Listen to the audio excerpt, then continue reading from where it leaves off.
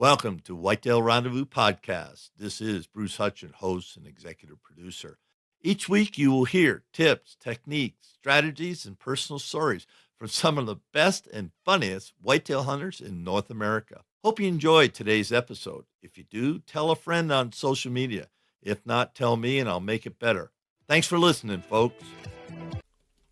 Hey, folks, we got a new sponsor. It's called Buckwild Coffee. What's so special about Buckwild Coffee? Well, a gazillion people go to Starbucks every day and drink coffee. Well, why shouldn't Buckwild Coffee offer you light, medium, or dark roast with free shipping? All you have to do is go to whitetailrendezvous.com, go to shop, and order your coffee, and I'll ship it out for free.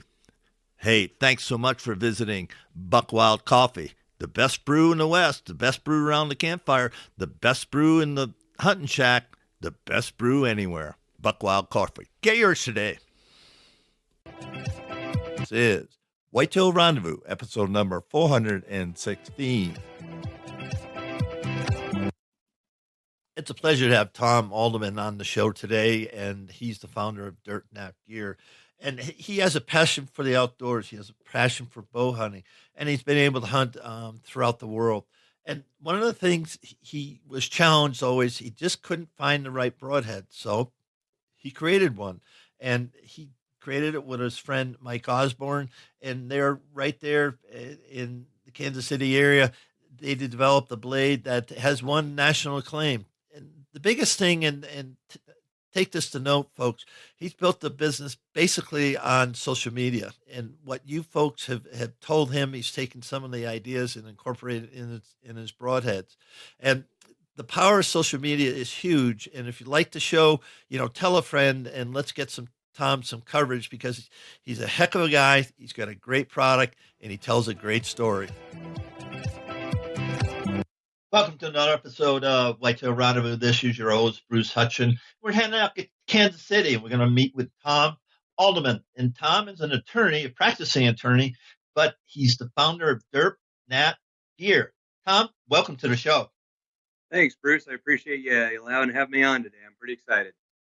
And folks, in my prior life, I used to call on people like Tom or attorneys like Tom, and that's how I made my living. So it's kind of fun to get back into the attorney's office and talk a little about Westlaw. If you don't know what that is, it doesn't matter. But having said that, DirtNap line or gear, let's talk about that, how you get started, because that'll help us get through the whitetail portion of the show. You bet. I've always been a big outdoorsman and hunter, and I was able to, there for a while, pre-kids, I was traveling quite a bit internationally to do some big game hunts, and then a lot of just, obviously, whitetail as much as I could, everywhere I could. And, like everybody else, you think you know what you want or what you want in a broadhead, and there's some things that I wanted that weren't out there. So just kind of started designing a few things and came up with our line of DirtNap Gear broadheads. There's a DRT and the BMF, but in Bruce, in its cleanest form, what the difference in ours is ours is a fixed blade broadhead. It's Teflon coated and it's got a lifetime warranty. But the big thing we offer that I always wanted, and I'm surprised no one else has done, is it's called a modular weight system. And so you can shoot our broadhead as 100 grains, or you put this little patented collar we got on it. You screw that on the back and it makes it a 125. So your guy can, whether you're hunting whitetail or elk, or he wants to mess with his front and center, it gives them some versatility there. So that's one of the real cool things we got going with that. Sounds like you got a broadhead that's very adaptable. And when you think about hunting whitetail, I know you hunt in Missouri and Kansas, and big body deer in both those places. What weight blade do you think works best? I know what I shoot, but I want to know what you think. Well, I tell you, I'm a mix of old school and new school. I shoot 125 out of most all my stuff just because I like a little more front and center for a little bit longer shot, and I just like the way, they always talk about it flying like a dart versus a pencil, and I like to have a little more front and center. I think it makes it a little more forgiving, and I like the kinetic energy too. Not that I would take a questionable shot, but especially if you needed to on a follow-up or something, being able to really thump through and penetrate well is what really our broadhead's all about, and that's what I like. So I'm a 125 guy. Get to the point, Bruce. I used to, when I was shooting a compound, I don't anymore because of new parts of my body. So I shoot a crossbow and I shoot 100 grains right now. But I used to shoot Rocky Mountain Supremes, and they were 125, three bladed, and they had a lot of kinetic energy. Let's spend just a couple of seconds on kinetic energy and what it really means, because we got some mass, we got some speed, and we got some weight. So what does all that mean, and why is that important to all us hunters? Well, I think it's important because and I'm not, I mean, we make just full disclosure, a hybrid that has expandable portions of it. And so I'm not dogging on that. But what we get into sometimes is an expandable will lose so much energy when it's opening. And that will really hinder not only your penetration, but your energy on carrying through. And so that's what I like about a fixed blade or even a hybrid is it tends to carry that momentum because it's not losing energy when it strikes the animal as far as opening blades or anything of that nature. So I guess in its cleanest form, it's like, it just keeps energy and motion stays in motion. And when you lose energy through mechanical parts or through opening or closing of different things, you're automatically slowing your energy and your penetration. Oh, So, is there a foot pounds that you should look for in any kind of broadhead that you're shooting? Kinetic energy equals X. not necessarily. I would say they're obviously dependent on the game, but if we're mostly whitetail, which is the majority of our guys. I mean, we do sell a big heavy head for dangerous game, 150 grain all steel and a 175. But for our normal or most of our audiences are whitetail, I like to see more that their spine matches their draw weight and their arrow, the grain weight on the tip, and making sure that equation all equals out.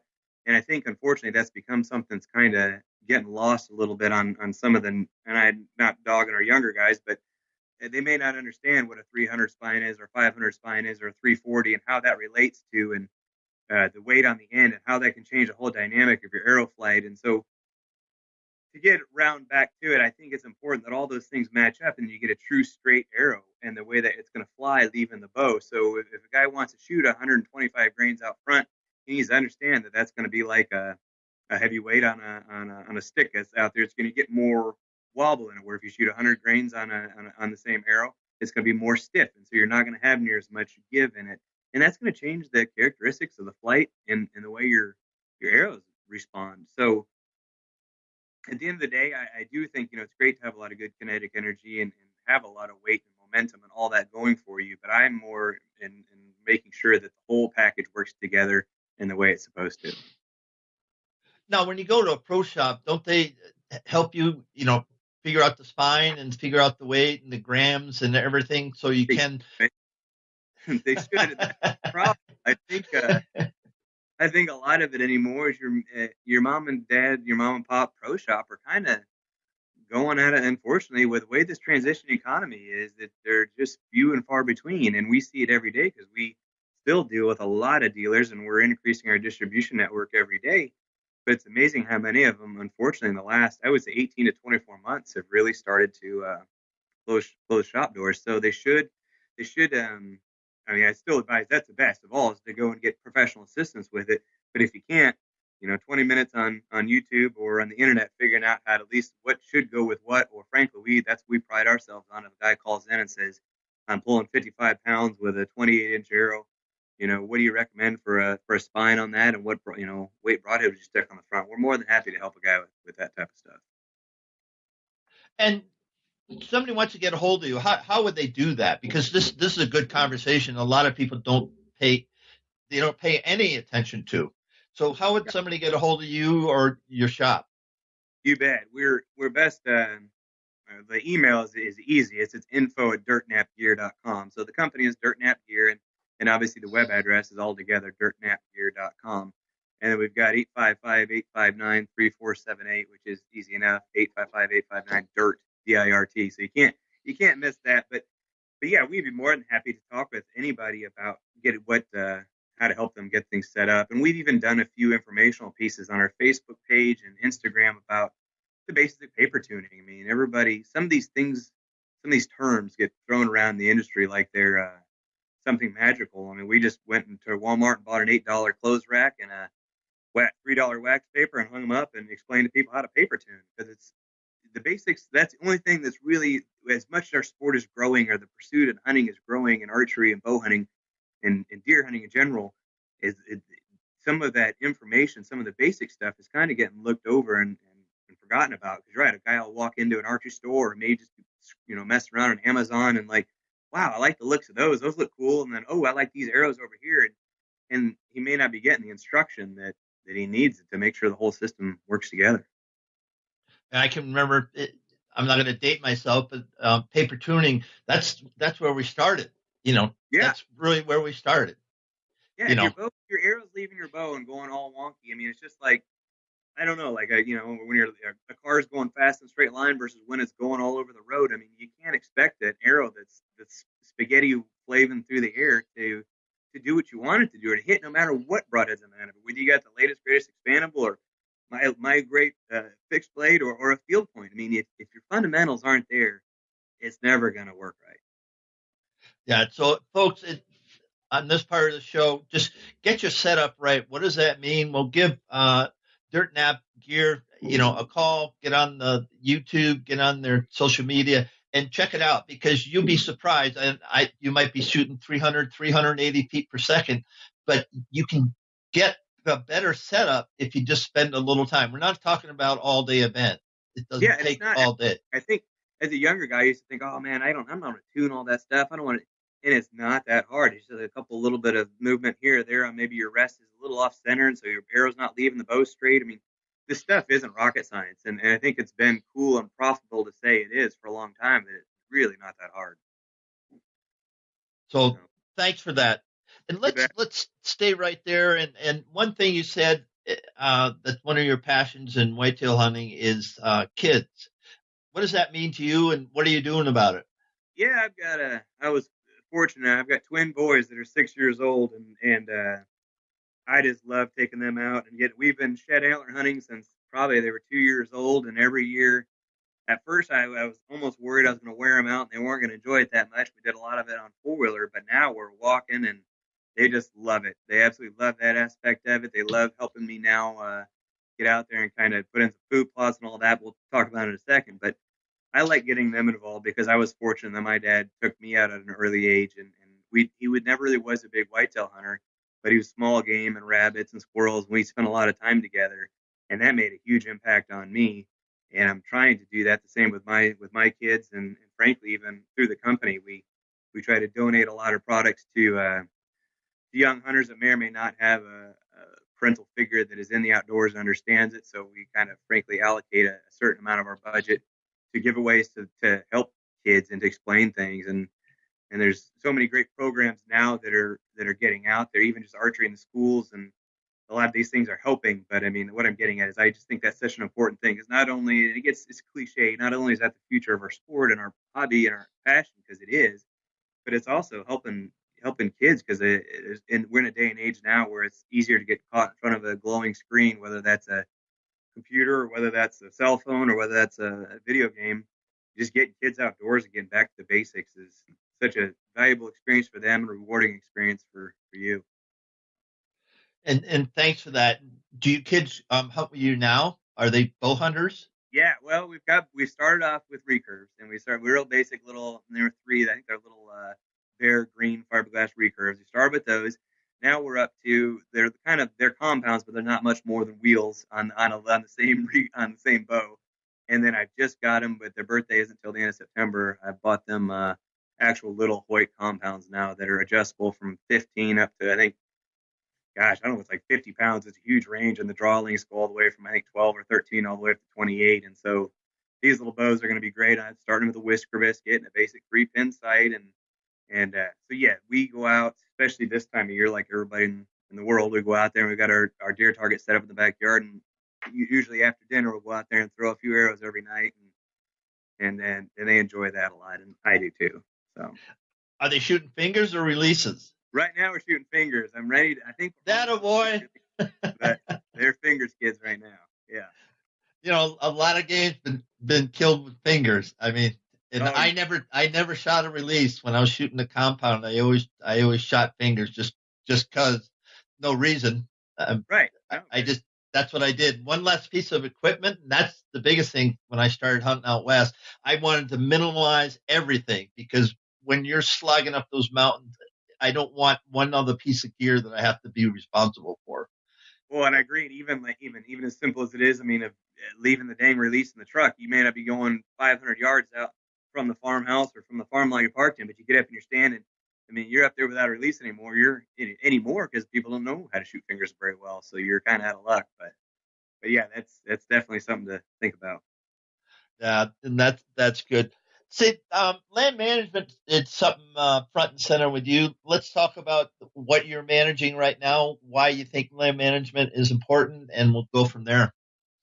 Well, I would say it is, and I know it's a limited, especially because it requires private land. So I mean, I was lucky enough and fortunate enough that my I had a family farm in our family for almost 100 years now. So I grew up on that farm and being able to go back and forth. And like I said, with my dad, and he really got into planting trees and beginning food plots and all that stuff when I was younger.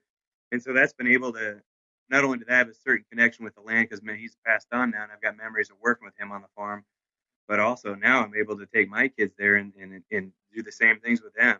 Like literally last weekend, we were out working up some of our food plots and getting them ready, and then getting our trail cameras out, and so the boys will know, whether that's the big eight or the monster. We start in. Well, it's not always for the biggest deer, or it's just the enjoyment of watching the deer grow, and that's legit. I think there's something to be said for a guy wanting to hold out and have that specific deer, and especially when you're in land management and you're watching your herd and which ones you think are ready, old enough, mature enough to shoot. But we also try to keep it fun. It's my brother and I, and he's got a couple kids and my kids, and we've got my brother-in-law. And so we all kind of have rules for ourselves on what or what not we would consider shooter for an adult. But the kids get there, it's all rules are off. And if a kid wants to shoot a spiker or a doe or a basket rack 6 point, it is what it is, and that's just the way it is. And we do that to make sure we keep it fun and exciting, because even for us, after a while, it can suck the fun out of it if you're not careful about how you do it. And so we try to balance our goals with also just having a hell of a good time and remembering that deer hunt's supposed to be fun and a family or fellowship activity with brothers or buddies or whatever. And so trying to balance those two and keep that in the forefront is what we're always striving for. What specific steps have you taken over the last couple of years to improve the habitat on the farm? We've really started, I especially am getting into the way food plot design. And we used to be, we've got, that's the straightest, best tree we got around, so we'll just kind of figure out what we can do from there. And now I go in and I'm actually trying to architect a little bit how we do it and for our prevailing winds and what we're going to clear, what areas.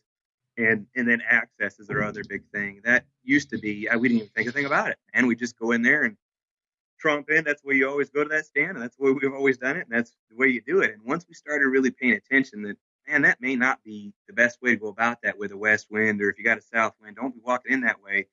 That had dramatic impact on our success of not only killing big deer, but starting to see big deer. Before like I said, it's just little things like that I never thought about and the impact they would have. So the way we design our food plots in relation to how we want to hunt them, if they're going to be a kill plot or if it's just going to be a destination food plot, and then the access in and out have been two things that have really changed our hunting a lot.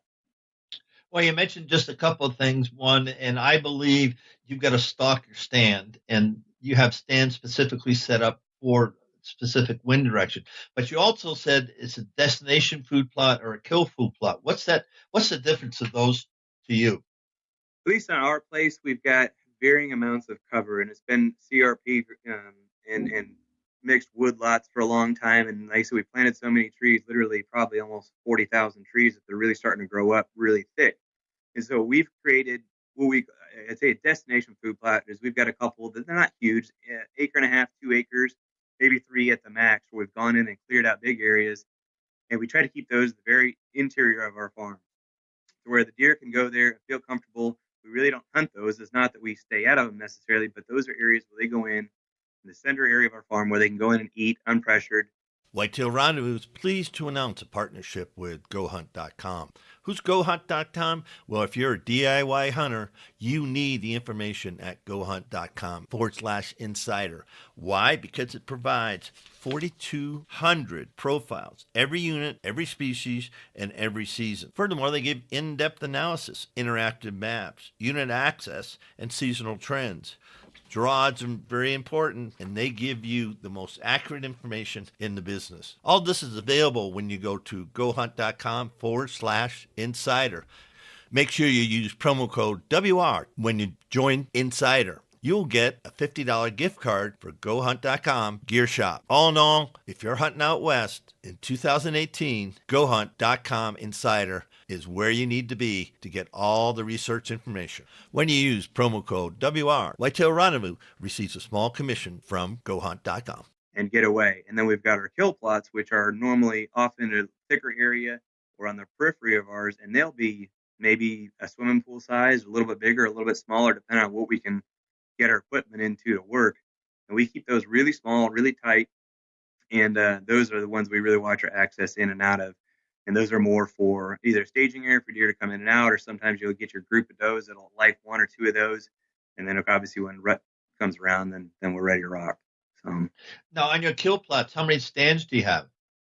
I would say, on each plot, yeah, we try to at least 2 stands per plot, and I'd like to be doing more. We're all getting older and fatter, so we've really converted a lot over to ladder stands now and getting away because we can, because of the ability to access. I mean, if we were going on public land carrying stuff in, we obviously wouldn't. But right now, we've been converting over to a lot of ladders, and we try to at least have 2.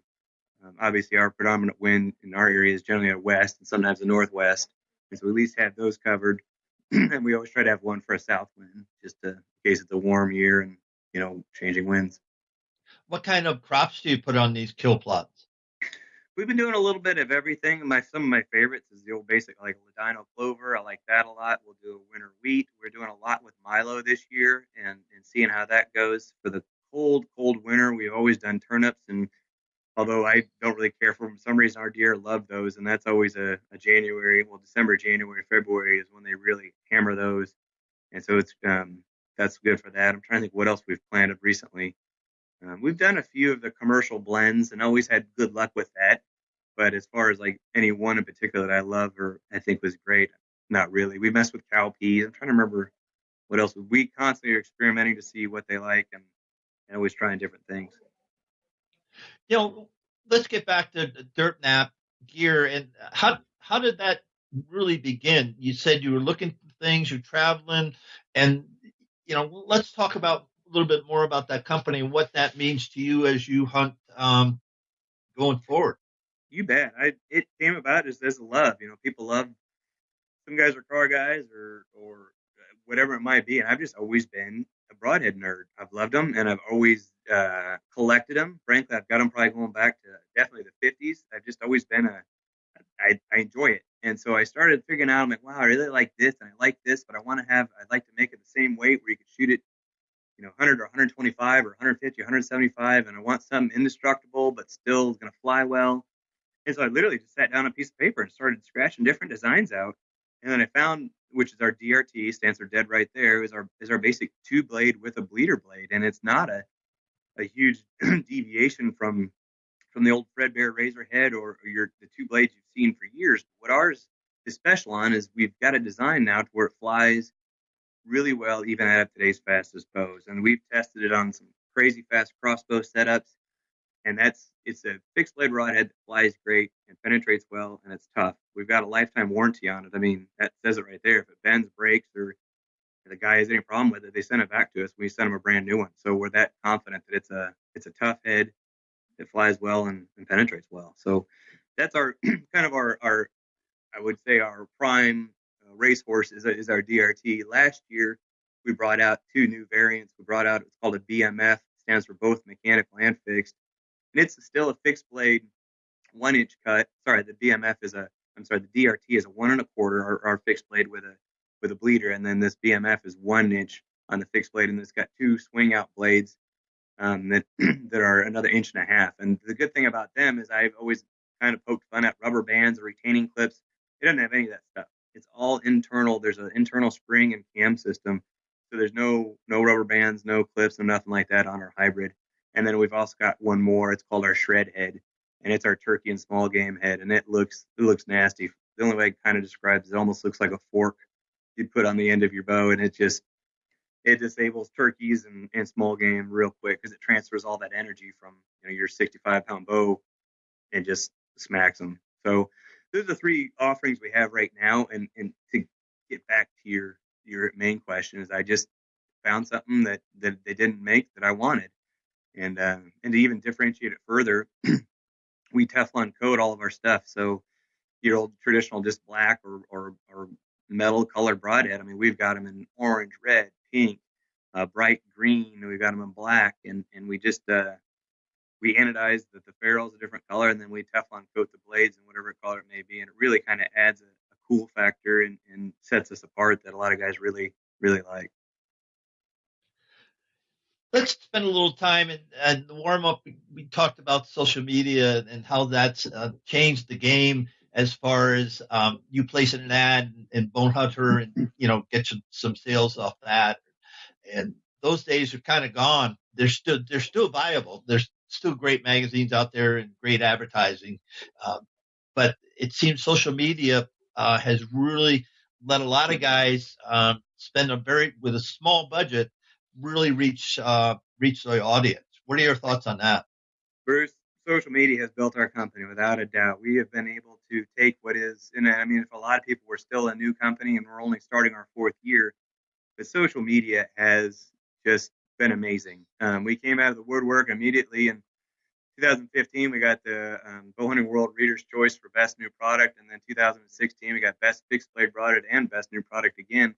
And I'm sitting there talking about a magazine awarding us for that, but we'd never run an ad with them. I mean, we were purely, so what I'm getting at is we started on Facebook and Instagram and Twitter, and we started getting a few guys out there that like it and they talk about it, and then they talk to everybody about it. And social media has grown it to the point where we're not a big presence. We have probably 45,000 followers on Facebook and maybe 15 to 16,000 on Instagram. But that has allowed us to reach our end consumer and make sure they have a great experience and they can tell their friends so much quicker than it was in the old days of a quarter page or a half page or an eighth page magazine ad in the back of one of the main publications. I mean, it's just our information travels to our guy or gal so much faster now, and they're able to share their success story or communicate with us, and we give them feedback immediately, and that has just changed the game and the way we market. So yeah, go ahead. I think we're still going to keep going. I don't think we're at the end of it by any means, and I think the way this outdoor industry is business is changing, and the way that marketing, I mean, it's all changing, of course, but it's just it's an exciting time to be where we are getting started with a company like this, because it's, like I said, the access to your consumer and making sure they're happy with your product and their feedback is immediate. And we've made design changes based off of it and suggestions, and that's what's so cool about it. You get a guy or a girl calling and say, "Hey man, I really like this," or "What do you think about? Would you think of changing this?" Or "When your next one, this turkey head, what do you think if we made it like this?" And we take that stuff, man. We take that information and we make it what people want, and not to get overly hokey about it, but that's the coolest part of this whole thing, man. With social media, instead of just not only wondering, "Oh man, I just spent $3,500 on a quarter page ad in the back of one of the big bow magazines. I don't know if that's going to work or not." We come out with something, and people immediately will be able to tell the impact. Ooh, this thing's going on fire. I mean, like we had one post 3 weeks ago, Bruce, that was one of our buddies that put one of our DRT broadheads into a drill press and just started drilling through wood with it, just as a torture test. And that thing went, I don't know, 50,000 people have watched that stinking video now, and it's cool because it's a drill press. He starts drilling the DRT wood. And it was cool for us because it showed how awesome and dependable and heavy duty our broadhead is. But it's just something that your social media person was looking at that and smiling, and they only watched for 8 seconds, but they saw my product, they'll remember it, and that magazine ad can't do that for me. No, I mean, that just thinking the impact. Yeah. A drill just hammering a piece of wood and your broadhead spinning away. Yeah, it's bizarre. But that's the type of stuff that social media is doing for you. So it's just, I get hokey about it, but it's a great time to be alive because it's the information age and the industrial age, and get all nerdy about all that. But we're really at a transition right now where a lot of that's changing. And then as we talked earlier, the negative of that is, unfortunately, a lot of your local archery shops are or because guys are buying on Amazon or eBay or direct from consumer anymore. I mean, direct from their producer anymore. So it is tougher to keep those mom and pop shops open. So I do think that's going to be a gap where someone's going to have to get in there and help continue to teach people, and about the basics that we're talking about of paper tuning and getting your bow set up correctly. But the other end of that is that the information travels so quickly that that can be done now. But we're kind of in a little gap right now, I think. So Let's talk about the rut and why that's a favorite time of the year for you, and you get to hunt multiple states. And so, why do you like hunting the rut? I guess in our area, and I've defined the rut, I guess it would probably be late pre-rut rut. I love personally that. No, probably I got little kids, so I can't do a Halloween hunt. But November 1st through about the 8th, I'm just gone, and that's the office is closed, and we still have one person at DirtNap still sending out orders because we still get some late orders then. But during that time frame, I just love it because you're in that seeking phase, and there's not a lockdown yet, at least in the Kansas City area, and even over into Kansas where I hunt. That's just we kill a lot of big deer then. So I like it because you're finally getting those big guys up on their feet, looking around, and that's the advantage. I know we talked before we came on here of me being able you hunting the same property for a number of years, the same area, and me literally hunting the farm I basically grew up on. It always changes because we have the food plot may change or the maybe some thicket will be hot, bigger this year than it was last year. But overall, you start to get them figured out, and you can almost just really impact it. And it may not be that same deer, but normally big deer like this draw. They've always liked this north end of this brush area, and it's just because they feel safe there. So get the hell out of there and stay. But what I'm getting is I like that time of year because they're finally up and moving, and they're fairly not predictable, but at least on our places, you generally know where your hot spots are going to be. Yeah, and there's nothing like I love all day sits. Yeah. From Halloween. I always want to be sitting and stand someplace in Halloween in the next 4, 5, 6 days, just depending where I am. That's the best time of the year for me because you never know. You just never know what's going to walk by you. You might think you do from trail cameras and scouting and all the other stuff, but all of a sudden you go, oh my goodness, where did you come from? That's the best thing because you're right. I mean, I still do run trail cameras, and we got one or two of the new cool cellular trail cameras. But boy, you start to get all that almost took some of the fun out of it for a while. You think, oh man, I'm definitely see the big eight. The big eight's gonna. I mean, he's been here. I'm gonna shoot the big eight. And you never see him in daylight. I mean, we'd go through years and years of this damn 2 or 3 deer that we'd never see in person and have boatloads of pictures of. So guys that say, oh, trail camera, you can't. That's no. There's not. I mean, that is deer are smart and it is amazing. But yeah, it is. They're a fun tool to use, but it is cool to see what just comes out of the woodwork when that rut starts rolling, and you may see a deer that you've never even seen before coming 3 or 4 miles from your neighbors overnight. So, and they do that, and I'm just going to repeat that 3 or 4 miles overnight. You never see the guy on the trail camera, and all of a sudden you got one shot at him. If you're in the right place at the right time, you're going to have a shot at him. And after that, he'll disappear because he'll hook back to his core area, his home range. But it's just amazing. That's the kind of it's a crapshoot because it really, all bets are off, and you just don't know what's going to show up. That's why I like it. Yeah, absolutely, 100% agree with that. Let's wrap up the show with hunting mature bucks and overlook cover. What does that mean to you?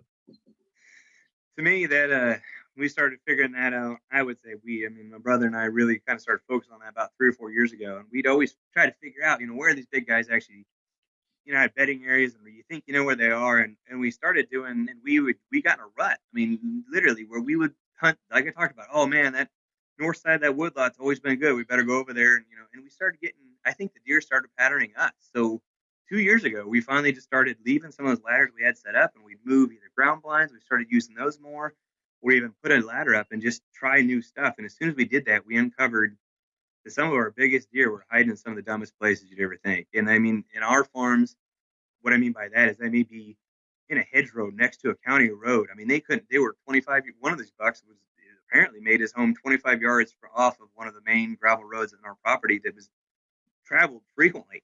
It was thick enough that he could get in there a little brush pile and not be seen from the road, but he wasn't it's someplace you'd never in the world would have ever thought about setting a stand. Just a waste of time. And that's what I mean by that. We found more in the last couple of years, more of our big deer in overlooked spots than ever. One of them on the backside of a pond dam, and it's not a super secret spot, or there's no real reason for it other than he feels safe there. And there's never human interaction. He doesn't smell people, or he doesn't see people when he's there. And that was his. It still is. He's still alive, but his little secret spot. And it's not a big pond dam, but I guess my whole point in telling you all this was once we started keying in on some random spots, we started figuring out where our big bucks were a little bit more. So, because I think they had patterned us as much as we thought we had patterned them.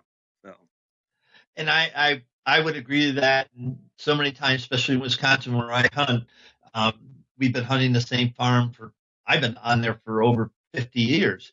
And the stands are similar.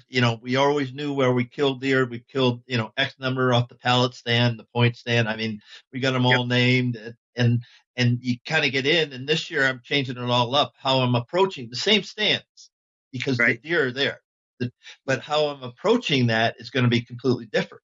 And by doing that, I think it'll change it up because they'll go, well, okay, he didn't come up this draw. And then I'll come up over the top and drop down on it or whatever.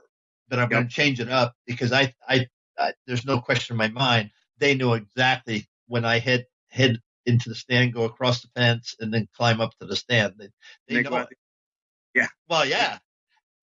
That's the thing I think about is that, within a quarter mile of any of our stands is a huge buck. We took a 180 last year. Garrett took during the archery season. But that buck's been living there for 6-7 years, and he finally just made a mistake. Yep. But having said that, at everybody's farm, and listeners hear this, I don't care where you're at, you have a wall hanger, if that's important to you, less than a quarter mile from you. If you're hunting and you're seeing deer, less than a quarter mile from you, you have a deer that you go, oh my goodness, you would, but you'll never see him. Exactly. They truly become ninjas. They're so smart and so secretive and careful then. It's unreal. Well, with that, Tom, thank you so much for spending part of your day and sharing about DirtNap Gear and then sharing about your love for hunting. And it's just been a pleasure to have you on the show. And with that, any last thoughts? No, Bruce, I just want to say thanks for having me on and enjoy your podcast. I'm just glad we got the opportunity to do it. And I do want to thank you for getting to talk about this stuff. This is what I love talking about, and I know you do too. And it's just good to get to visit with someone on like-minded. And like I said, without being too commercial or cheesy on it, if someone did want to check out our broadheads, that'd be awesome. It's DirtNapGear.com, or look us up on Facebook or Instagram, DirtNap Gear, and we'd love to visit with you too. So I appreciate your time today, Bruce. Thanks a lot. Thank you. Hey, folks, stay tuned for the next episode of Whitetail Rendezvous. We're going to visit with Chase Bauman. Now, Chase was one of the first 50 people on Whitetail Rendezvous. Now we're over 430 guests and episodes, and so I'm really looking forward to having Chase back on the show and talking about Bound for Blood. Now, Chase and his brother and his friends, they've been Bound for Blood for a couple of years. They kind of took a hiatus, doing a lot more filming for other folk. Now they're going to bring that back. So I can't wait to find out and dig in and find out what Chase is going because Chase hunts outside the box. He's going to talk about some radical techniques. Hey, folks, we got a new sponsor. It's called Buckwild Coffee. What's so special about Buckwild Coffee? Well, a gazillion people go to Starbucks every day and drink coffee. Well, why shouldn't Buckwild Coffee offer you light, medium, or dark roast with free shipping? All you have to do is go to whitetailrendezvous.com, go to shop, and order your coffee, and I'll ship it out for free. Hey, thanks so much for visiting Buckwild Coffee. The best brew in the West, the best brew around the campfire, the best brew in the hunting shack, the best brew anywhere. Buckwild Coffee. Get yours today. On the show. Stay tuned. It's going to be a good one, folks. Thanks for joining us. Be sure to tune in tomorrow for another episode of Whitetail Rendezvous, where you can listen and learn from the experts so you can be more successful on your next hunt. Until next time, listen, learn, and succeed.